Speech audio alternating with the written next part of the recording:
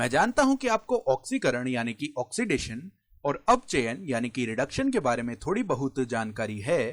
हम इस वीडियो में थोड़ा बहुत अभ्यास करने की कोशिश करेंगे, जिससे कम से कम हम यह सुनिश्चित कर लें कि हम उन घटक परमाणुओं के लिए ऑक्सीकरण अवस्था ज्ञात करने में सक्षम हैं जिनसे यौगिकों यानी कि कंपाउंड्स का निर्माण हो रहा है। उदाहरण के लिए हमारे पास यहाँ पर मैग्नीशियम ऑक्साइड है।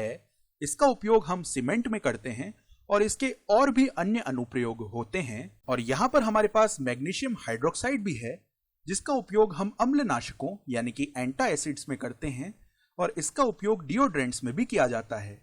अब मैं चाहता हूं कि आप एक बार इस वीडियो को पॉज करें, इन दोनों यौगिकों को देखें और यहाँ पर इस आवर्त सारणी यानी कि पीरियोडिक टेबल के बारे में आपको जितनी जानकारी है उसका उपयोग करते हुए इन दोनों यौगिकों के विभिन्न तत्वों की ऑक्सीकरण अवस्थाएं लिखने का प्रयास कीजिए। उम्मीद करता हूं कि आपने स्वयं से प्रयास किया होगा। अब आइए हम साथ में मिलकर इसे कर लेते हैं। तो सबसे पहले देखिए, यह जो मैग्नीशियम है यह वर्ग 2 यानी कि ग्रुप 2 का तत्व है और यहां पर देखिए इसे हम क्षारीय मृदा धातु यानी कि एल्कलाइन अर्थ मेटल भी कहते हैं।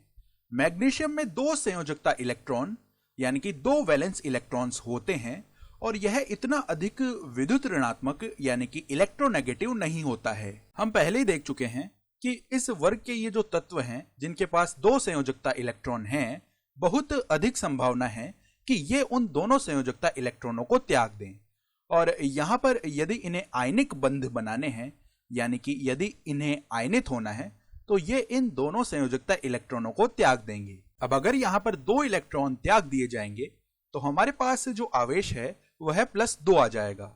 यानी इसका मतलब है कि मैग्नीशियम की जो ऑक्सीकरण अवस्था है वह +2 आ जाएगी। अब जरा आवर्त सारणी के दूसरे पक्ष में देखिए, यहां पर वर्ग 6 में ऑक्सीजन आने वाला है और ऑक्सीजन में 6 संयोजकता इलेक्ट्रॉन होते हैं। ऑक्सीजन बहुत अधिक विद्युत ऋणात्मक होता है और यह इतना अधिक विद्युत ऋणात्मक है कि हमने ऑक्सीकरण का नाम ही ऑक्सीजन पर रखा हुआ है।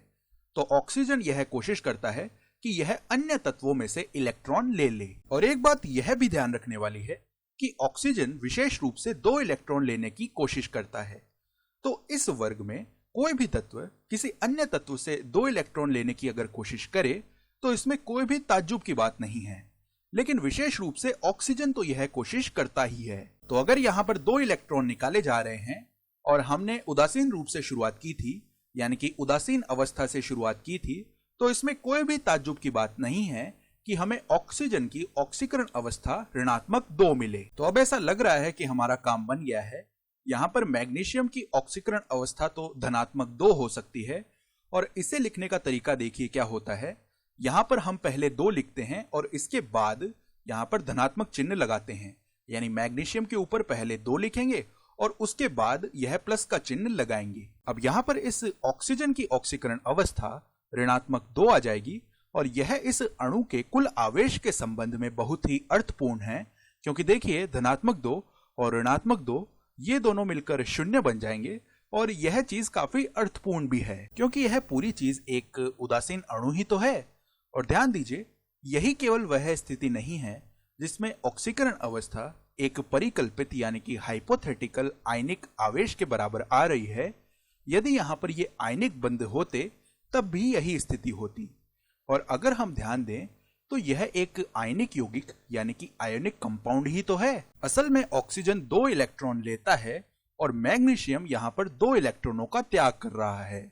तो यहां पर ऑक्सीकरण अवस्था यही वर्णन कर रही है कि आयनिक रूप से असल में क्या हो रहा है। अब आइए यहां पर इस मैग्नीशियम हाइड्रोक्साइड पर विचार करते हैं। तो जैसा कि हम पहले भी देख चुके हैं कि मैग्नीशियम यहां पर 2 इलेक्ट्रॉन दे देगा यानी कि 2 इलेक्ट्रॉनों का त्याग करेगा। तो यहां पर मैग्नीशियम की जो ऑक्सीकरण अवस्था है वह धनात्मक 2 आ जाएगी। अब इसका मतलब होगा कि यहां पर यह जो हाइड्रोक्साइड ऋणायन है यानी कि इस अणु का यह जो दायां भाग है, इस संपूर्ण अणु को उदासीन बनाए रखने के लिए इस दाएं भाग की जो ऑक्सीकरण अवस्था है वह -2 आ जानी चाहिए यानी कि ऋणात्मक 2 आ जानी चाहिए। अब जरा सोचिए कि यह अर्थपूर्ण कैसे है। तो ध्यान दीजिए, यहां पर हमारे पास 2 हाइड्रोक्साइड हैं, अर्थात यहां पर यह जो नीचे 2 लिखा हुआ है इसका मतलब है कि 2 हाइड्रोक्साइड हमारे पास हैं और प्रत्येक पर जो आवेश है वह ऋणात्मक 1 है। या ऐसे कह सकते हैं कि प्रत्येक हाइड्रोक्साइड की जो ऑक्सीकरण अवस्था है वह ऋणात्मक 1 है। और जब हम इन दोनों हाइड्रोक्साइडों को एक साथ लेंगे तो ये इस मैग्नीशियम के धनात्मक 2 से निरस्त हो जाएंगे। तो उम्मीद करता हूं कि आपको यह अर्थपूर्ण लगा होगा। यहां पर यदि इस ऑक्सीजन की ऑक्सीकरण अवस्था ऋणात्मक 2 है और हाइड्रोजन की ऑक्सीकरण अवस्था धनात्मक 1 है, तो हम कह सकते हैं कि इस एक हाइड्रोक्साइड ऋणायन की जो ऑक्सीकरण अवस्था है वह ऋणात्मक 1 आ जाएगी।